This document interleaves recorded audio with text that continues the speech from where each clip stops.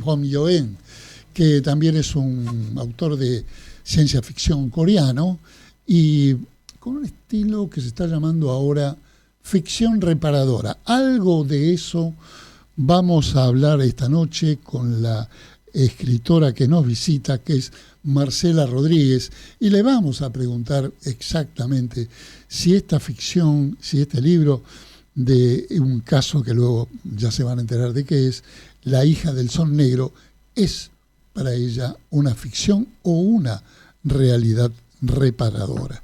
Bueno, del país de Han Kang, coreano, que también nos visitará próximamente en la Feria del Libro. Y también un viejo amigo de la Feria del Libro porteña, volverá a recorrer los pasillos de acá, de la rural. Es el cubano Leonardo Padura, que recientemente publicó Morir en la arena. Como ustedes saben, Padura es un crítico del gobierno cubano, que en este momento Cuba está pasando por una escasez de combustibles, lo cual hace que el país esté prácticamente apagado, no solamente apagado culturalmente, sino que no hay luz desde hace días. Bueno, la situación es crítica y seguramente este régimen va a caer para dar paso, no sabemos a qué otro tipo de arreglo, quizás un arreglo a la venezolana, como ocurrió con Maduro, pero algo va a pasar allí en Cuba y seguramente se lo podremos preguntar a Leonardo Padura, que es un cubano disidente que ha ganado muchos premios en su vida y que también publicó El hombre que amaba a los perros, donde contó la historia de un comunista notorio que fue León Trotsky y de su asesino Ramón Mercader. Bueno, de Chile vendrá Nora Fernández, parte de una generación ya consolidada de mujeres escritoras en el país trasandino, y traerá seguramente su último libro, que se denominó Marciano. Y por otro lado, la editorial Penguin Random House, esta editorial internacional que tiene también mucha actividad en el terreno del lenguaje castellano, traerá el último premio de Alfaguara, el mexicano David Toscana, que se llevó la distinción por El ejército ciego. El ejército ciego es una novela histórica muy interesante que parte de un hecho ocurrido en el siglo XI, en el que Basilio II, emperador de Bizancio, toda esa zona, Irán, Siria, todo lo que ahora está convulsionado y que antes era tan imperial y tan desarrollado, estoy hablando del siglo XI, ordena cegar a 15.000 soldados búlgaros, porque todos los imperios invadían también Europa, después fue al revés. Toscano, el autor mexicano que ganó el premio de Alfaguara, se inspiró en un manuscrito histórico del siglo XII que se llama Esquilmes, que se encuentra depositado en la Biblioteca Nacional de España. Bueno, también tendremos otro vasco, Santiago Miquel, que es bestseller, y así también vendrá de nuestra querida Galicia, María Oruña, autora de Albatros Negros y de la serie Puerto Escondido. Aquí en Buenos Aires es como que hay mucha tradición de escritura, sí, ¿verdad? Desde que vengo, desde hace años que vengo, todo el tiempo, en todas las esquinas, en todos los lados, siempre acabas encontrando una librería. Sí, es como que hay muchas librerías, ¿no? Hay muchas librerías. Es muy... O sea, ¿hay alguna ciudad en el mundo que tenga más librerías que Buenos Aires? Dicen que no, no lo sé. Dicen que es la ciudad con más librerías. Si no es la con más librerías, debe ser una de las que más. Tiene todo el sentido. Yo he viajado, no por todo el mundo aún, pero un poquito durante estos años, y nunca he visto una ciudad que tenga tanto. Sí, es tanto amor es fabuloso. Yeah. Es más mucho libro de viejo, que eso es lo que a mí me interesa también. O sea, que la gente pueda comprar libros baratos. Claro, exacto. Que estén ahí en la calle Corrientes, que es la calle principal. Está muy bien. Bueno, ya vieron, es algo que es siempre preguntado por todos los visitantes que vienen de Argentina, por los visitantes del interior, y tenemos librerías que son icónicas, la gente las va a ver. Así que bueno, interesante la pregunta de Rosalía y ratifica una vez más que Buenos Aires es un polo, un faro cultural, no solamente de América Latina, sino de todo el área hispanoparlante. Bueno, seguramente vamos a pasar al tema de las noticias y vamos a ver con esta música característica que siempre tenemos en punta de lanza.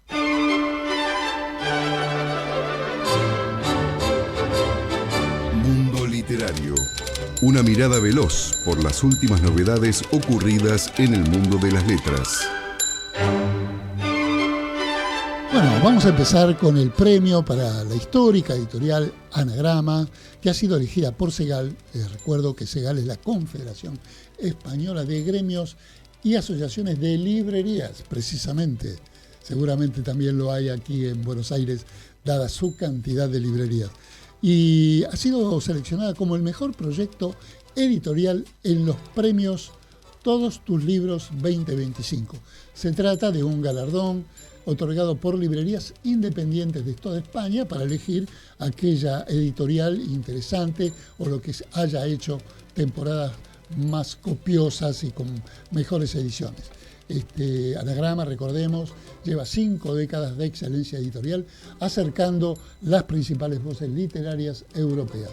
Fue fundada en Barcelona en 1969 por Jorge Herralde. Editorial Anagrama es una de las editoriales independientes más prestigiosas de habla hispana, reconocida por su papel renovador en la literatura y el ensayo, especialmente durante la época de la censura franquista. Tiene un catálogo, ya les voy avisando para que se hagan ilusiones, de más de 4.000 títulos. Sigamos con las noticias. Algunas buenas, otras malas. Acaba de morir el escritor peruano Alfredo Bryce Echenique a los 87 años, un escritor que retrató con acidez la sociedad peruana, algo que es muy común en los grandes literatos peruanos como Jaime Bailey, mi amigo Jaime Bailey, o Vargas Llosa, que también han criticado la sociedad peruana. Bueno, Bryce Echenique, que es recordado sobre todo por su novela Un mundo para Julius, ha fallecido, y en esta novela él trazó, como digo, un retrato ácido de las clases acomodadas de Perú y de la época a través de la inocente mirada de un niño. Echenique era uno de los mayores exponentes de las letras peruanas, aún también con una vida y una de las voces más reconocidas en la literatura española. Lamentamos profundamente la partida de este escritor peruano, una de las voces representativas de la literatura de Latinoamérica, una huella significativa para todos nosotros. Bueno, sigamos con las noticias, ya vamos a la última y luego vamos a pasar a nuestra invitada del día. Extraordinario ocurrido, encuentran parte del palimpsesto de Arquímedes en Francia. ¿De qué se trata? Este hallazgo histórico se localizó en Francia, es una de las 3 páginas perdidas del palimpsesto de Arquímedes, un descubrimiento de gran relevancia para la historia de la ciencia. ¿Qué es el palimpsesto de Arquímedes? Es un manuscrito medieval del siglo III, donde un monje borró textos del matemático griego de Arquímedes. Ustedes saben que el palimpsesto, como claro, se escribía sobre pergaminos, había que borrar todo lo que habían escrito siglos anteriores porque no había tantos pergaminos. Y así que investigando los palimpsestos, que ahora se puede hacer con las visiones de carbono, rayos y qué sé yo, encontramos debajo de nuevos manuscritos que eran conservados sobre todo en los monasterios, obras de tiempos pasados. Bueno, este de Arquímedes ha sido descubierto y ahí están son 3 páginas, parte del método de los teoremas mecánicos y el estomaquión. El descubrimiento fue en Blaos, la página fue identificada por investigadores que analizaban la colección del museo. ¿Cerramos las noticias, Leo?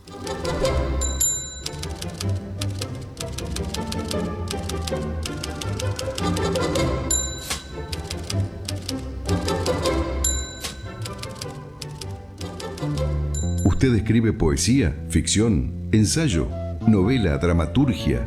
Entonces tiene que pertenecer a la Sociedad Argentina de Escritores. Lo esperamos para darle toda la información de lunes a viernes de 14 a 19 horas en nuestra sede de la calle Uruguay 1371, Ciudad de Buenos Aires.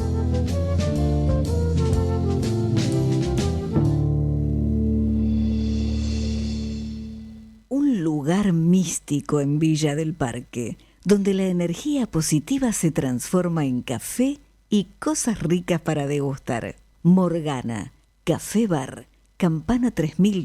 En esta noche de día de tormenta que hemos tenido, ha llegado sana y salva al estudio de Radio Cultura la escritora Marcela Rodríguez, que nació en Buenos Aires en 1974, es profesora de inglés general y técnico en el Instituto Universitario de la Federal Argentina e es intérprete médico y actualmente vive en su ciudad natal con sus 2 hijas y con un nuevo hijo que es Hija del Sol Negro, que ha tenido el año pasado, lo presentó en la Feria del Libro. Es un libro, para decirlo de algún modo, exótico, y tenemos muchas preguntas para hacerle y alguna lectura que he hecho. ¿Cómo estás, Marcela? Muy bien. Bienvenida al estudio de Radio Cultura y al programa Sendero de Escritores. Es un libro realmente poco habitual en las letras, porque La Hija del Sol Negro tiene una bajada que dice: infancia con mi padre psicópata.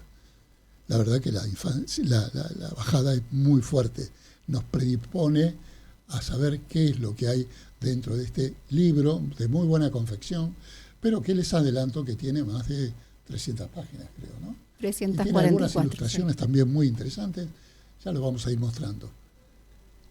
¿De qué se trata este libro? Contanos vos, yo ya he leído parte. Bueno, primero te quería agradecer por la invitación al programa y es un gusto para mí conversar con vos. Muchas gracias. ¿De qué se trata el libro? El libro básicamente es un relato testimonial, ¿sí?, en el que yo narro en primera persona vivencias sobre mi infancia con mi núcleo familiar, luego de haber descubierto mucho más adelante en mi vida, cuando trabajaba precisamente en la Universidad de Policía Federal Argentina, que mi padre había sido psicópata. Sí, luego de un proceso bastante importante, no es que lo descubrí por supuesto de la nada, pero fue ahí cuando empecé a recabar información, estudié mucho el tema, me asesoré con el doctor Hugo Marietán, que es especialista en psicopatía y personalidades complejas. Lo estudié el tema en profundidad. También hice una investigación familiar porque era como bastante hermético todo lo que había sucedido en esa época. Pero gracias a Dios tengo muy buena memoria, pude de a poco reconstruir esta historia como si fuera un rompecabezas. Y doy fe que tenés muy buena memoria porque he leído algunos capítulos de tu libro y hay detalles muy pequeños que vos resaltás casi como un cuento en una carilla y media o a veces en 2 carillas. Sí, tengo muchísima memoria y una memoria sensorial, ¿no? Porque yo recuerdo imágenes, escenas completas, sonidos, tengo mucha memoria auditiva, puedo también plasmar eso en la historia. La presento con todos los sentidos, con los 5 sentidos. Así que creo que el resultado es una historia muy vívida. ¿Y cómo le llamabas o cómo enmarcabas a tu padre o a la situación psíquica de tu padre antes de tener esta certeza chequeada con psicoanalistas, con psicólogos y con profesionales? No, tenía un recuerdo de mi padre con una personalidad muy peculiar, pero no entendí hasta que me topé con el tema de la psicopatía y lo estudié a fondo, como te decía, qué tipo de personalidad tenía. Yo sí tenía la certeza de que tenía 2 caras, una dentro de la familia y otra para la sociedad o para sus clientes, digamos, como profesional, puertas afuera de la familia. Pero bueno, no tenía una comprensión. Por supuesto, nadie nace sabiendo qué es la psicopatía, por lo cual hay cosas preguntas que no puede responder, no tiene una profundidad ni un panorama completo para entender realmente qué sucedía, ni su personalidad, ni por qué hacía las cosas que hacía, por qué trataba su núcleo familiar de esa manera, por qué nos objetivizaba a todos, por qué se burlaba de la gente. Cuando decís objetivizaba era porque los trataba como si fueran cosas, porque los psicópatas no tienen sentimientos, digamos. Claro, básicamente para los psicópatas somos, tanto la familia como cualquier persona que se atraviese por su vida, son objetos, pero es algo muy literal, porque no ven, o sea, las personas para los psicópatas son su propiedad, por ejemplo, si se trata de su familia, o meros instrumentos para cumplir sus necesidades especiales, como le llama el doctor Hugo Marietán. He leído en tu libro que tu padre era un comerciante que tenía lo que se reconoce como una santería, no exactamente una santería católica, o también católica, con otras religiones o digamos otros tipos de visiones de la religiosidad, Umbanda y demás. Donde tu padre también ejercía exorcismos o limpiaba casas o el espíritu de personas, y los involucraba a ustedes en esos trabajos. Sí. Eso sí. Es rarísimo, porque hay muchos padres que maltratan a sus hijos, pero que los ponga en la troupe de su trabajo es algo, bueno, por lo menos novedoso. Y él también hacía objeto, cosificaba a las personas que lo consultaban. Absolutamente a todos. ¿Sí?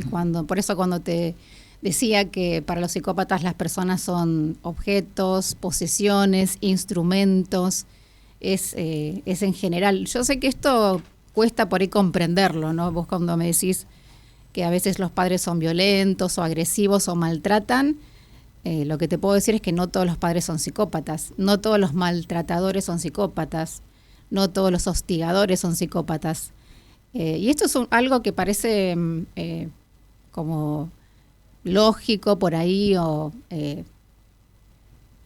como que hay una falta de comprensión de lo que es la psicopatía. Por eso a mí me interesaba mucho, además de escribir este testimonio, que para mí es algo muy íntimo, muy personal, compartir un poco esto que aprendí sobre la psicopatía, porque también me doy cuenta que hay mucho desconocimiento, mucha confusión con respecto a la psicopatía, y se habla con mucha ligereza del tema psicopatía. Yo escucho gente a diario que dice, sí, porque yo viví con un padre psicópata, o una madre, mi tío, mi primo, o hay varios psicópatas en mi familia. Eso es muy poco común y muy poco probable, de hecho. Aparte que a lo mejor cuelgan un estigma equivocado, no es exactamente el tema de que sea psicópata. Hay padres severos también, hay padres directamente malos, hay padres psicópatas, pero lo interesante, por lo general los escritores suelen recabar en su pasado, y últimamente también hay mucho trabajo con la autoficción. Y este trabajo tuyo, Hija del Sol Negro, que hoy estamos presentando aquí junto a Marcela Rodríguez, no es un libro de autoficción, pero sí es un libro de investigación y de memoria. Yo estuve leyendo algunos capítulos donde la memoria no está reinterpretada, sino que es directamente de la niña que eras cuando te ocurrían cosas, ¿no? Recuerdo una escena donde tu padre se ve que tenía la actividad de la pesca y lo llevabas a todos ustedes, y vos te pones a recordar cómo es todo el tema de la pesca, cuáles son los elementos que hay que llevar, cómo hay que posicionarse al lado del río. Lo haces toda una narrativa crónica, y yo vi ahí a la niña que estaba haciendo el recorrido, no a la escritora que estaba recordando una escena. Y ese capítulo concluye solamente con el hecho de que vos veías cómo moría un pez, ¿no? Que fue lo que te impactó. Seguramente porque ya estabas condicionada por esa frialdad de tu padre, porque peces comemos todos, ¿no? A veces le dejamos el trabajo sucio a otro, al pescador o al carnicero, pero todos comemos animales. Pero a vos te impactó que lo hiciera tu padre. Sí, totalmente. Digamos, yo fui testigo de mucha crueldad con los animales de parte de él. Hay muchas cosas también que comento con respecto a esto, 2 capítulos enteros sobre crueldad con los animales, y la verdad que a mí me daba mucha pena, yo sentía mucha empatía, incluso a veces sentía que me lo estaba haciendo a mí. Siempre aprecié la vida, ¿no? Por ahí era todo lo opuesto a lo que era él. De hecho, tomé el camino de ser una persona totalmente distinta, ¿sí? Quizás por esa conciencia que vine desarrollando desde pequeña, porque yo era bastante consciente de todo lo que pasaba, ¿no? De, como te decía, de las dos caras de mi padre, de la crueldad, de cosas aberrantes que, por supuesto, al ser pequeña no podía hacer absolutamente nada, además estaba amenazada, ya con una mirada, nos decía a todos, a la familia, teníamos como códigos, no sabíamos con tal mirada o tal o cual mirada a qué se refería, que no nos acerquemos, que nos callemos, que no hagamos nada, que no nos movamos. Bien, ahora en estos días también en la Feria del Libro, quizás puedas hablar con él, va a venir un autor coreano que hace algo que él llama autoficción reparadora. Y a mí me parece que este libro, que no es una ficción, es una narración muy detallada de la vida con tu padre y de la vida de tu padre con su familia. ¿Y te fue reparador escribir todo esto, detallarlo, escribirlo, publicarlo y difundirlo? Sí, en cierto modo fue sanador, reparador, pero es algo por ahí peculiar, pero yo no sentí, hoy en día no siento rencor, nunca sentí rencor por mi padre. Era como algo que estaba guardado, como latente quizás dentro de mí, y no quedó como silenciado, como si fuera el pasado. No sentí nunca que fuera algo que tuviera que sanar completamente. Ajá. Quizás como dejarle un legado a mi familia, el tema de la comprensión, como destacaba, para mí es muy importante, dejar un mensaje para la sociedad, que si esto, por ejemplo, le resuena a cualquier otra persona que esté padeciendo, que esté siendo hostigado, primero que se asesore, ¿no? Porque no cualquiera que lo esté hostigando, lo esté violentando o esté ejerciendo agresión con esa persona va a ser psicópata. Pero para mí sentía como esto de querer transmitir mis conocimientos. Creo que esto por ahí es un poco el espíritu docente, porque viste que te comenté que yo soy docente. Soy docente. Claro, y creo que eso también por ahí se plasma un poco en la historia de explicar conceptos, de querer que quede claro realmente que es un psicópata. Sí, tiene quiero decir que el libro tiene una línea narrativa muy clara. Quiero recordarles a nuestra nocturna audiencia del Sendero de Escritores que estamos con Marcela Rodríguez y vamos a poner un separador. No sé si tenemos música, Leo, tenemos algunos anuncios y luego volvemos con Marcela, que tenemos varias preguntas para hacerle. Más razones, la atención, una por lo que cuenta y otra por la forma en que está escrita, que es la escena de un personaje que se llama Pajarito, que se llama Tiro el Pajarito, donde estando en el negocio de tu padre, vos, tu hermano y tu padre obviamente, ven a un personaje que seguramente era un trapito, a lo mejor con pocas luces, a quien tu padre odiaba. Y tu padre toma un arma, y contanos vos el resto.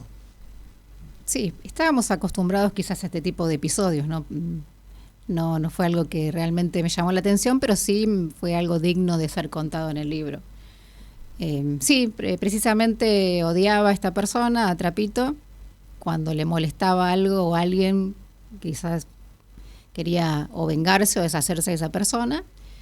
Y él era coleccionista de armas, tenía armas en casa, tenía armas en el negocio, así que no lo pensó demasiado. Si bien los psicópatas no son impulsivos, cuando estaba seguro de que algo le podía salir bien o que no iba a haber policías alrededor, era como una luz verde para actuar. Así que fue al fondo de la santería, agarró un rifle y se posicionó sobre el mostrador del fondo. A mi hermano le dijo que saliera para ver si no estaba cerca la cana. Uh-huh. Cuando mi hermano le dio la señal de que no había moros en la costa, él le disparó a esta persona, ¿con a este un arma hombre. de bajo calibre? Supongo que era bajo calibre. No recuerdo bien el arma. Sí sé que era un rifle porque no era un revólver, digamos, eso era un arma larga.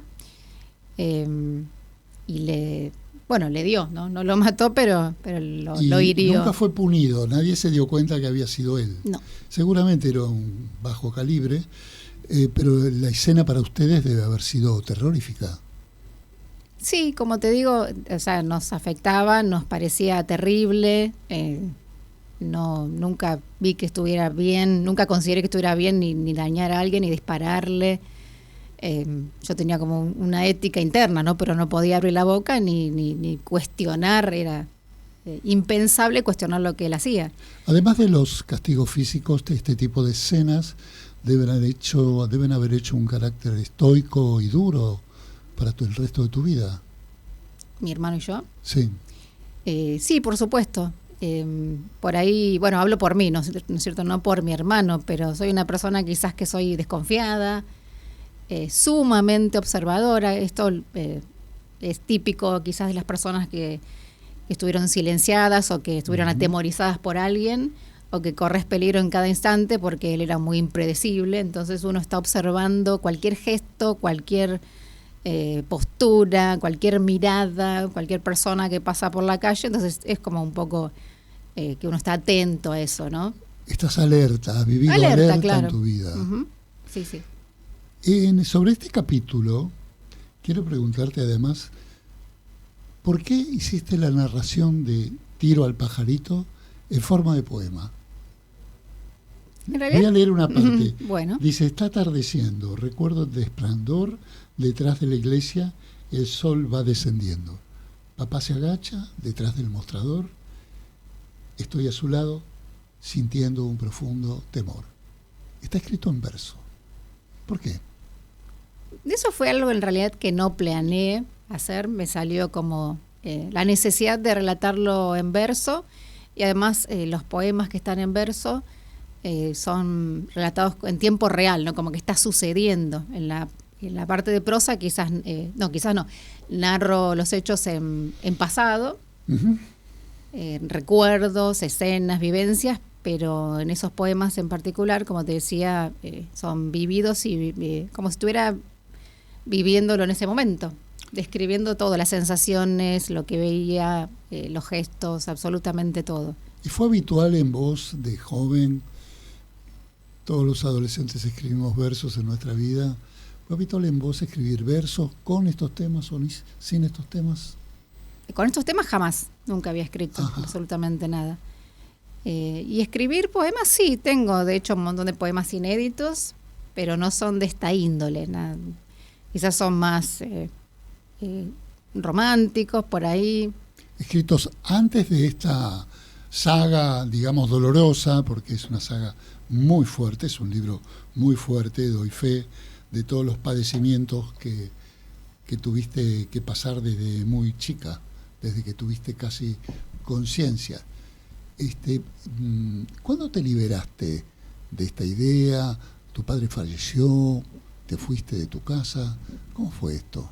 No, en realidad él, ya falleció, pero liberarme, no quiero spoilear mucho la historia, no lo que sucede, pero esto solamente este libro abarca la infancia, o sea, mi infancia, dentro de esa familia.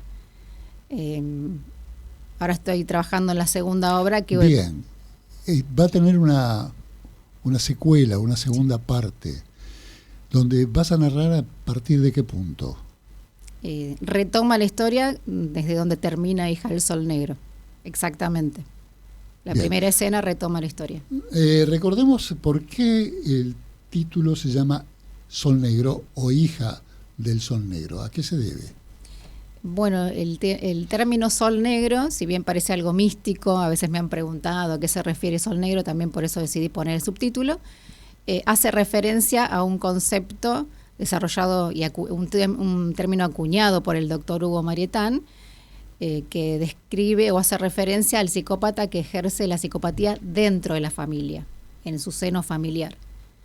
Y se dice sol negro porque es como que toda la familia gira en torno a ese sol negro, pero en vez de nutrir a la familia, iluminar, apoyar el crecimiento y el desarrollo, los absorbe, les quita la energía psíquica, es como si fuera un vampiro energético, dice el doctor Hugo Marietán. Y dentro de esas víctimas, ¿qué rol tenía tu madre? Bueno, otra vez haciendo referencia al doctor Hugo Marietán, él describe porque hay un tipo de persona que es muy especial, porque no cualquier persona, mujer u hombre, puede ser pareja de un psicópata. A él, a estas personas los denomina complementario o complementaria. No cómplices. No, o sea, en parte sí, como es cómplice o es como un secuaz porque el doctor no considera al complementario o complementaria como una víctima. O sea que en cierta forma sí es un poco cómplice, facilita, sí, porque lo complementa para llevar a cabo sus acciones psicopáticas. Bien, ahora en el caso de tu padre, según vos misma narrás en tu libro, también extendía esa psicopatía a sus clientes. Claro, o sea, además de ejercerla dentro del hogar, puertas adentro, la ejercía de otra manera, no sacando ventaja, estafando, engañando, burlándose de las personas. ¿Y nunca hubo denuncias?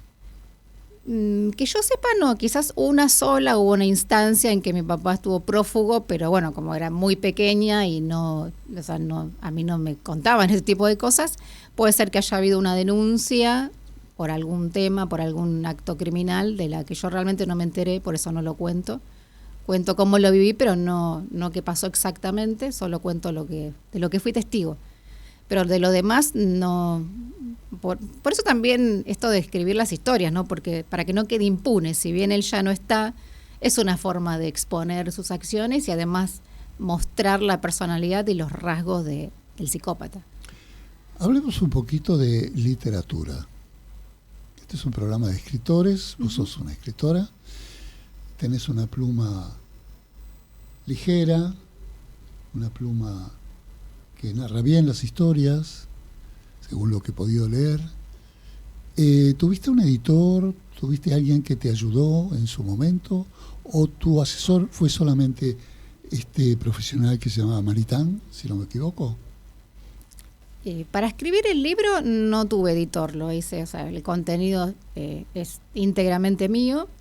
El doctor Hugo Maritán no solamente me asesoró de manera profesional, yo de hecho incluyo a lo largo del libro ciertos fragmentos de nuestra conversación para dar cuenta y fe de lo que hablábamos y de ese asesoramiento, pero en realidad en la escritura me hice cargo yo de principio a fin. La estructura del libro, como lo pensaste en capítulos, lo hiciste sin editor, es decir, todo a tu aire, sin haber escrito antes literariamente. Sí, de hecho por ahí es importante explicar o decir que tardé aproximadamente 10 años en escribir el libro. O sea, pasó por un proceso en el cual yo fui cambiando, fui investigando, quizás tratando de mejorar un poco la cuestión literaria, ¿sí? Quizás por ahí me ayudó que tuve una buena educación, digamos, en cuanto a la literatura, porque en el profesorado de inglés, aunque parezca algo desconectado, que no puede llegar a influir, tuve muchísimas materias de literatura. Claro, seguramente. Claro, literatura británica, sí, contemporánea, literatura norteamericana, o sea, 5 años de literatura, materias anuales, en las cuales tuve profesores excelentes, que me saco el sombrero y les agradezco mucho todos estos aportes, que por ahí quizás algo llegué a plasmar de todos esos conocimientos y todas esas prácticas. ¿Entonces tenés algún conocimiento de escritores norteamericanos o ingleses? Sí. ¿Y cuáles son tus preferidos? Norteamericanos, Paul Auster. Bien. Sí, me encantan sus obras. ¿Estuvo acá? Sí, estuvo en la Biblioteca Nacional. Lo fui a ver, sí, me firmó un ejemplar. Lo admiro muchísimo. Lamentablemente ya falleció. Sí, claro.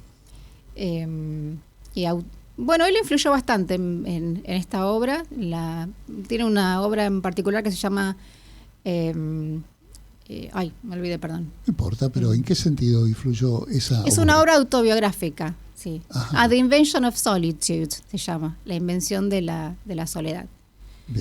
Habla precisamente de recuerdos que tiene de su padre, que, bueno, al final del libro fallece, ¿no? Pero tiene recuerdos muy vívidos, muy tristes, porque su papá era muy ausente, era como una sombra en su vida, y eso se va empeorando a lo largo de su vida.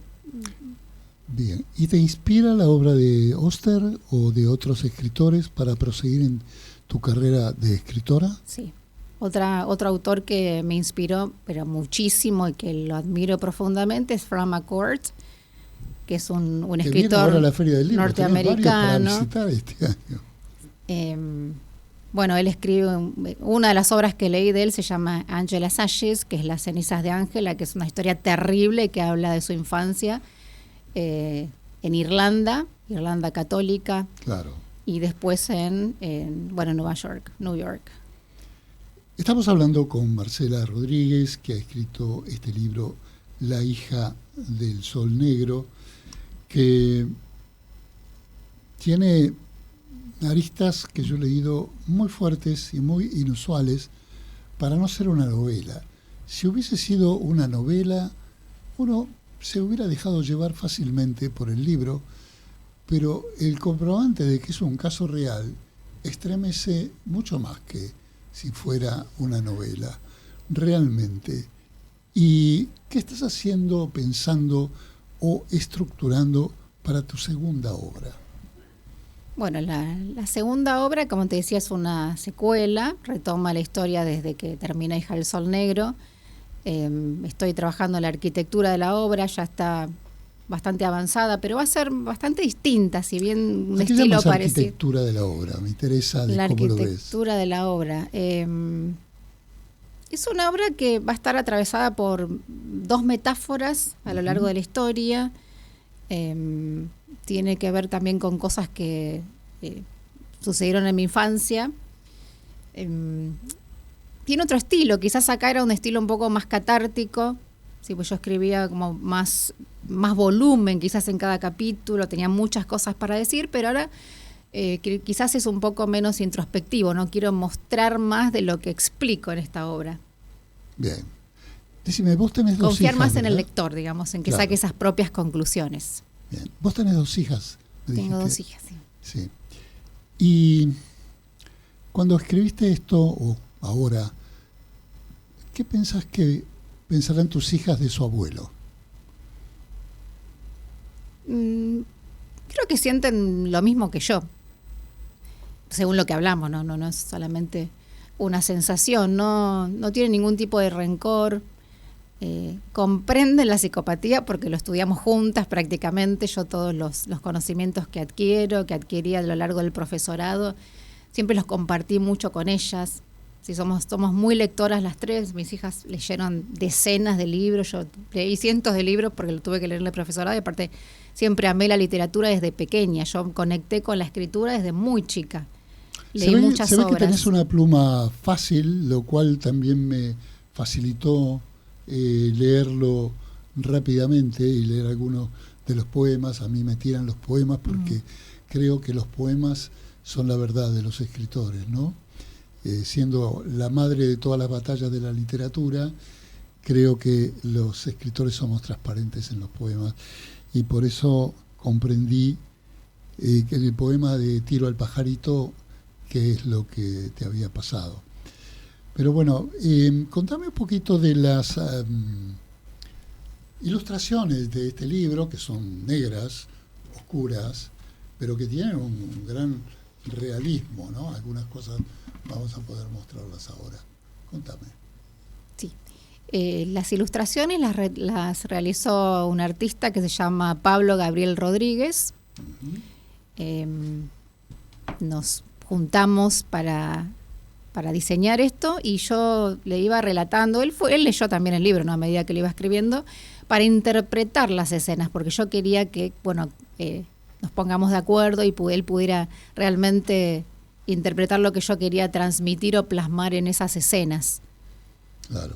Hay una escena muy fuerte, la de la tapa, donde tu padre o alguien está apuntando con un fusil a lo que se cree que es una niña, allí abajo. Sí, esa niña soy yo. Y este señor es tu padre. Sí. ¿Y esta escena a qué corresponde? Esa es una de las escenas más icónicas por ahí, por el libro, más una de las que primero recordé cuando decidí o iba decidiendo qué escenas incluir en el libro. Y también la seleccioné porque me parecía que representaba muy bien el concepto de que el psicópata es capaz de cualquier acto, de cometer cualquier tipo de acto. Sí, porque no cualquier padre practica tiro al blanco con sus propios hijos. No junto con ellos, sino utilizándolos a ellos como objetos. ¿Sí? Ponerles un objeto en la cabeza, como por ejemplo una manzana. Hay un poema que se llama La manzana y relata en tiempo real y conmigo contándolo como nena, como niña, todo, o sea, cómo era la escena, lo que sentía, lo que veía. Sí, eso es lo que me gustó de lo que leí, de que no lo contás con ojos de escritor post factum, sino que lo contás como lo sentiste en ese momento, y así me parece que son los poemas que yo indago en los poemas para conocer la crudeza. No sé cómo estamos, Leo, con el cierre del programa, con lo que va a durar el tema de Rosalía. Bueno, entonces vamos, te quiero contar, tengo varias preguntas para hacerte, pero se termina el programa y quiero cerrarlo con música, con un mensaje esperanzador también, como es el libro seguramente, que recomendamos que la gente te pueda encontrar en la próxima Feria del Libro. Sí, voy a estar en la Feria Internacional del Libro de Buenos Aires, que es el 50º aniversario, va a ser una ocasión bastante especial. Claro. Voy a estar en el stand de Duncan, Pabellón Verde. Bien, se calcula que van a ir 20% más de gente este año. Es muy curioso, va a ir 20% más de gente, pero se venden cada vez menos libros. Pero bueno, mientras la gente vaya ahí y aprovechen los libros. Quiero cerrar de esta interesante entrevista contigo hablándote de María de Los Ángeles Rosalén Ortuño, que es la mujer que vamos a escuchar y que vos me decís que conocés como cantante. Como cantante, claro, pero ese tema por ahí no. O capaz que ahora cuando lo escucho lo recuerdo. Es una destacada cantautora y compositora española, reconocida como una de las principales voces de la canción de autor. Se caracteriza por su fuerte compromiso social. Y ella ha escrito un tema que a mí me llamó la atención, lo relacioné con vos, lo busqué especialmente después de haber conocido la trama del libro, y se llama La Puerta Violeta. ¿Te la leo? Bueno. Dice: una niña triste en el espejo me mira prudente y no quiere hablar. Hay un monstruo gris en la cocina que lo rompe todo, que no para de gritar. Si Leo lo va poniendo, después los dejamos ir. Tengo una mano en el cuello que con sutileza me impide respirar. Una venda me tapa los ojos, puedo oler el miedo y se acerca. Tengo un nudo en las cuerdas que ensucia mi voz al cantar. Tengo una culpa que me aprieta, se posa en mis hombros y me cuesta andar. Pero dibujé una puerta violeta en la pared y al entrar me liberé. Hermoso y me identifica bastante. Pensé que era así y sí. Por eso te lo busqué y lo quiero poner